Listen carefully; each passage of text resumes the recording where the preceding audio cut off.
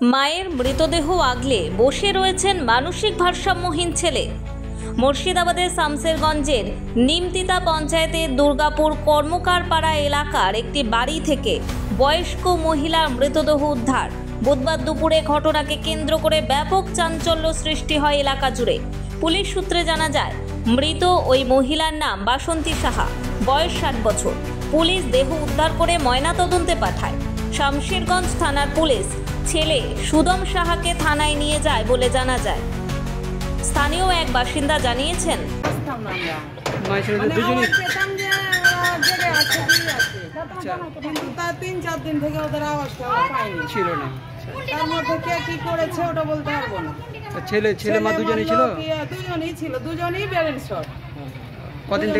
কদিন থেকে আওয়াজ পাওয়া যাচ্ছিল না? ওই 4-5 দিন থেকে। ছেলে মেয়ে দুজনেরই? পাগলকে কেন নিয়ে গেল? পাগলকে কেন নিয়ে গেল? পাগলকে ওরমকে নিয়ে গেল আর ওর মাকে নিয়ে গেল পোস্টমর্টম করতে জঙ্গপুর নিয়ে গেল। কবে থেকে মারা গেছে জানেন না? আমরা জানি না কবে মেরে ফেলেছে, কে মেরে ফেলেছে, কে কি করেছে আমরা ওগুলো বলতে পারবো না। মাই বেটাতেই থাকতো। মানে নিজে মা বেটা, বাড়িতে আর কেউ নেই? না, বাড়িতে আর কেউ নেই। ওই দুটাই বেরেন শট, মায়েরও বেরেন শট, ছেলেরও বেরেন শট। ছেলেটার নাম? ছেলেটার নাম হচ্ছে সুজয় সাহা, মায়ের নাম হচ্ছে বাসন্তী সাহা।